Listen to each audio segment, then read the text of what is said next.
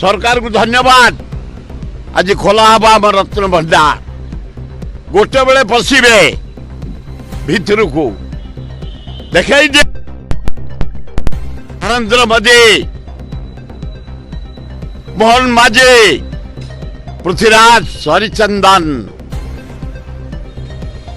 Committee member माने DG police SP Puri collector Puri अन्य सेवायत माने गोटे बेले पशिबे रत्न भंडार देखाई दिया पृथ्वीवासी की देखाई जते मस्जिद सुना रूपा हीरा नीला तकर जते चर्च सुना रूपा हीरा नीला मोती माणिक जते मंदिर देइछंती आमर जगतर नाथ जगन्नाथंकर रत्न भंडार आज खोला हब।